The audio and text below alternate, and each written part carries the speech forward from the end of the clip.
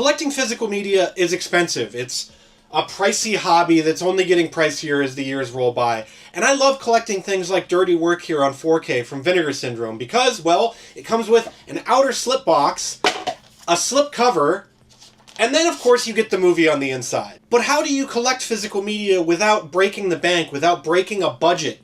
Well, let's dive in and go through what you can do to collect physical media and save a bunch of money. So, to start off the list here, you know what you can do? You can pirate all the movies, and you can start a Plex server, and you can have 50 million movies on your computer, and you don't have to own anything physically. Okay, that'll do it. Thanks for watching. Make sure to like, comment, subscribe on the video.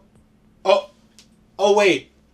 I get that comment every time I make a video here from some joker that thinks they're very funny because, oh well, you can have a hard drive or a server or whatever with 50 million movies on it. Well, for physical media collectors, we don't really care about that. We want to have the physical stuff. So how do you get the physical stuff without breaking the bank? Not really. Well, with prices rising and physical media collecting, it doesn't need to be expensive. It doesn't have to be something where you look at your budget and you go, crap. How am I going to tell my wife or my significant other about this? There are plenty of places you can go to, so let's start off with where you can go to get physical media deals, whether that's video games or movies or whatever else you're collecting that's on disc or something that's on a physical format. You can go to used stores. You can go to used movie stores. Yes, there are some.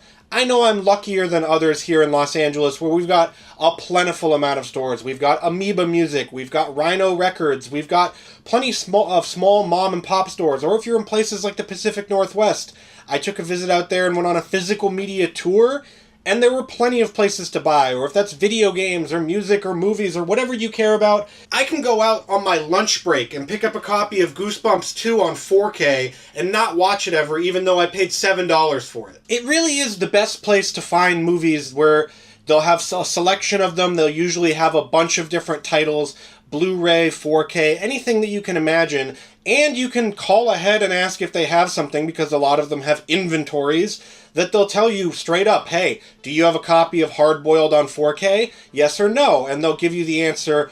Or you can go to a place like Barnes & Noble and you can ask, hey, do you have a copy of Hard Boiled on 4K? They'll tell you yes, and then you'll drive 90 minutes because it's on the other side of Los Angeles and there's a hellscape of traffic, and then you'll get to the store and they'll say, actually it was put on hold for another guy, sorry. Or you can go on eBay. eBay is one of the better places if you're looking for a specific title. When I was rebuilding my collection and I needed to get specific versions of things, like the Halloween 4K set with the slipcover or the slip box or whatever the hell you want to call it from Scream Factory, I bought all 5 of the original ones on eBay for about the price that I paid for them originally, which I thought was pretty miraculous, especially considering, well, these were used, but they were in pretty good condition. eBay is great if you need to get something specific, if you need something, a specific variant, a specific version, new, used, whatever, and you have consumer protection put in place so that you get something and it sucks, or you get something and it's broken,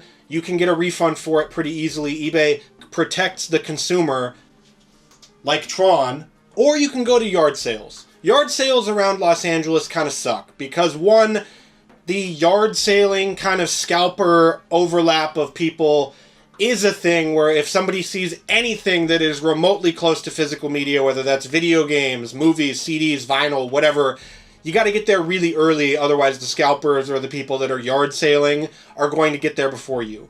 It's not like the old days where you'd walk up and you'd see some kid with a bunch of stuff and you'd go, hey, how much for the video games? And they'd go, oh, it's $5 for the entire box. And you'd hand them $5 and then you'd make $300,000 later when you looked at the prices of those games in 2026. Yard sales, they're hit or miss. Also, there's a lot of them. There's dirty, there's crappy stuff. You're going to get a lot of common stuff at yard sales. They're kind of similar to thrift stores, where thrift stores, you're going to get a lot of common stuff. If you go to a yard sale or a thrift store and they've got a copy of Beyond Evil from Vinegar Syndrome, 1, you need to ask where the person bought this, and 2, you need to ask them if you can be best friends with them now. So yeah, if you're just looking for quantity, sure, yard sales or thrift stores might be the best place for you. Thrift stores, a lot of them, they've gotten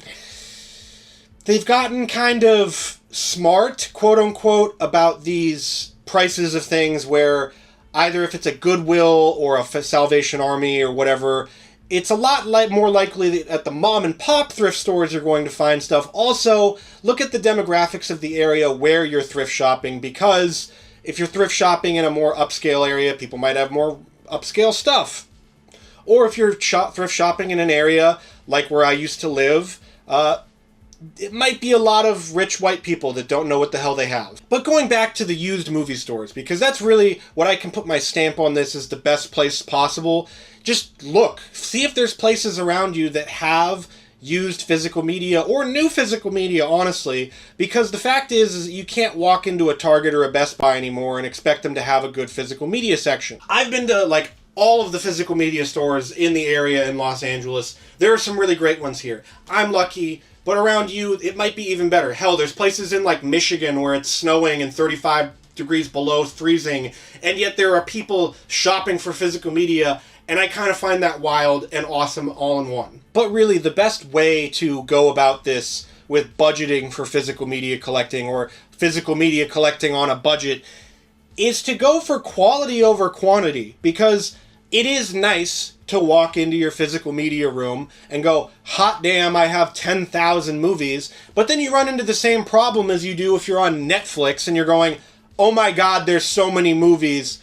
I have no idea what to watch. There's so much crap on my shelf. But when you go with a quality of over quantity and you end up spending a little bit more on what you'd like, you get stuff that you actually watch. You get things that you enjoy having in your collection, as opposed to just having a bunch of stuff on the shelf that really doesn't mean anything to you personally as a collector.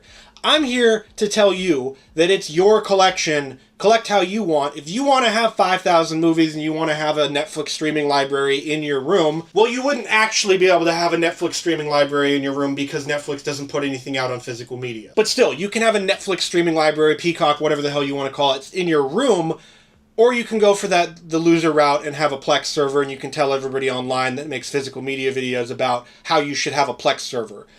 Outside of that, having the stuff that you like watching makes it so that collecting the stuff you like watching is really fun. But budgeting is important.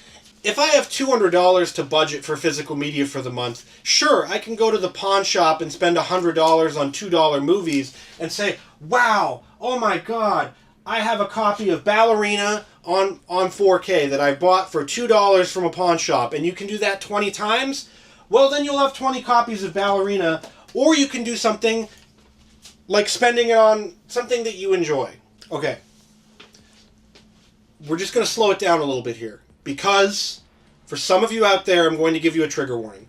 This is a trigger warning for people out there that only like 4Ks. Okay? If you only like 4Ks and you're scared of Blu-rays or DVDs and the picture quality changes, just close your eyes right now. Plug your ears, start going la la la la la la la, because I'm going to say something that might upset you. When you're collecting, sometimes it's okay to buy the Blu-ray over the 4K. Here's an example. I went to the Barnes & Noble near me when Sorcerer came out from Criterion Collection. And they didn't have the 4K in stock. And I had gone this whole journey of driving 15 minutes in the car to go get it. But they did have the Blu-ray copy, so I bought the Blu-ray copy because it doesn't really matter all that much. In cases like this, the Blu-ray is going to be, for the majority of people, a good option. Even a great option. And if you're looking at stuff like this and you're looking at Blu-rays versus 4Ks, a lot of the times when stuff gets ported over to 4K, it's just the Blu-ray special features with a 4K upgrade. Well, if you're watching and you're not even looking at it on 4K, you're not watching it on like a super nice 4K player or whatever you're doing, watching it on your PS5, PS4, Xbox, whatever you're watching it on, the picture quality isn't going to be that big of a difference. I know, for the people out there that love Dolby Vision and all of that, this is blasphemous, but for the majority of people out there, collecting Blu-rays over 4Ks is going to be cheaper in the long run, and the picture quality upgrades really aren't going to be all that much different. I'm going to slow it down even more for people. If you collect Blu-rays or 4Ks, this is a trigger warning for you. Because sometimes collecting the DVD is the option. Here's a good example. Near Dark. One, Whoever owns the rights to Near Dark, please put it out on Blu-ray and 4K in a good quality release. Because the Blu-ray that we have, not only is the cover look like a Twilight movie, but it's a crappy transfer. So, I went out and I bought the Blu-ray of Near Dark for $14, when the Blu-ray copy on eBay that's really crappy with the Twilight cover costs way more than that. So sometimes, yes, there are cases where collecting the DVD of something is worth it. Or, if you don't care, or you have a 4K player that upscales stuff, the DVD does just fine. I know, that's double blasphemous for people out there, because DVDs aren't the best possible quality of stuff, right? Well, yes, it's not the best possible viewing experience, but neither is watching it at home when you can watch it in a movie theater. That's the best possible viewing experience, and until they start beaming 8K movies into our eyeballs, the DVD is going to do very, very fine for the majority of people out there. Yes, I said it. You can revoke my physical media card. You can take it away from me. But I said it, because it needs to be said. That having a collection with a bunch of 4Ks is nice and wonderful and awesome if you love collecting 4Ks, if you love collecting steelbooks, if you love collecting special editions, whatever. I'm not telling you not to do that. I'm telling people out there that are looking to collect physical media on a budget that it is okay to have the DVD of stuff. Honestly, through it all, convenience. Convenience is the most important thing. So if you are shopping for anything and you have a budget and you're going, I have $200 a month, $400 a month, $7,000 a month, I don't care how much money you have, convenience at the end of the day is going to be the most important thing. Yes, buying from mom and pop shops is great. Buying from Amazon sucks sometimes because of the packaging and they ship it wrong or whatever. But you don't need to have a collection full of Nightmare on Elm Street 4K collections because this thing is extraordinarily limited and it's $1 billion now. You do, however, can have stuff like the Universal Classic Monsters box set, because not all of these movies are available on 4K, and you get some of the best horror movies of all time for one of the cheapest prices you can imagine. You get hours, over 2 decades of content on a Blu-ray box set that looks nice on your shelf on Blu-ray when all of this stuff isn't available on 4K, and if it is available on 4K, it's in weird 4K collections that aren't all of the movies in one place. And if you're shopping on eBay, you're shopping on places, lots are nice, but are you really going to watch everything? Are you really going to watch all of those movies? Are you going to watch Zack Snyder's Man of Steel for the 50th time? And if you are, you might need some help. If you're really looking for the best place, without pirating, without the Plex server, without all of that, because, you know, we've already gone through that. Your public library, yes, your public library, because I do get comments from people saying, well, how do you watch your movies beforehand? I do watch a lot of these movies on streaming. I do subscribe to some streaming services. I get some of them through work, some of them through family members, all of that, like everyone else. But your public library is an amazing resource, not only for just buying cheap movies, because they do sometimes have stores where they sell these things, but just renting a movie. Yes, you can still experience renting a movie. You don't need to go to Bend, Oregon and go to the last Blockbuster. You can go to your public library and check out a movie for free. So you don't even need to hand a 19-year-old a $20 bill at Blockbuster to get the same experience of renting a movie that we all look forward to, that we all go to our collection, we want to look at our collection and go, I want to feel like I'm at the video store again. Your public library has access to thousands of movies. They might not be physical, they might be physical. Who knows? It's up for you to go check, but it's free. It's free! So if you're physical media collecting on a budget, you can try out the movies before you buy them, and if they suck, you don't have to buy the movie because of your public library. And yes, this is a PSA to go check out your public library, not only for movies, but for everything else. The libraries are awesome. Reading books is hot. The final thing that I will say, and this is the most important. This is the most important. I mentioned it a little bit before, but this is the most important. That if you are buying something on 4K, let me try to find something here on the shelf that would make sense. If you are buying something on 4K And yes, folks, I'm going to open this for you right now. I'm going to crack this open because I want to watch Army of Darkness tonight anyway. If you are buying stuff on 4K, make sure that maybe, possibly, the 4K has new features.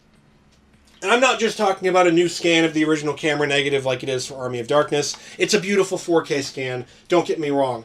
But I'm talking about stuff that is on disc as we get this snot glue off the front here so we can open up the freaking movie. Does the 4K version... Wow, that peg is broken. Okay, well, that's why you open your movies, folks. Is the 4K version going to be worth upgrading? Are there new special features? And I just felt the little piece of the peg fall out of the box, into my hand, onto the floor. Is the new special features worth the 4K release? In the case of Army of Darkness here, I would say no. If you had the choice and you had the budget between the 4K version, which this is a nice steelbook, it's beautiful, whatever, or the Blu-ray version, because the Blu-ray of this used to be $80, I spent $80 on it, and then 2 weeks later they announced this 4K version. That's a different therapy session, though, of course. The difference between this and the Blu-ray in price, it's about 10 or 15 bucks, which means that's another movie that you could own in your collection. So checking to see and doing your research is the most important thing when it comes to budgeting on a physical media. Whether that's doing your research on your budget and seeing how much money you can spend on physical media a month, or just doing the research and seeing, is the 4K scan that much worth the upgrade price over the Blu-ray? Because in a lot of cases it's not. I know a lot of us on YouTube, we love coming out and showing you the new movie that we got. I do too. That's why I do videos about it. But in a lot of cases, the upgrade is not worth it. In some cases, the upgrade is worth it, whether that's Reanimator on 4K from Ignite Films, or the Nightmare on Elm Street 4K collection. It doesn't even have to be this version. It can be the standard version that has everything that's on this set in the box. You just don't have steelbooks. So if you're out there budgeting and you're worrying about your physical media collection and you're worrying that you don't have enough money to spend on it, well, in a lot of cases, you do have some money to spend on it, and you can save money, and you don't have to spend up on 4K copies. Oh God, it's the physical media collectors. They're here to take my physical media card because I said DVDs are worth it over 4Ks. Somebody send help.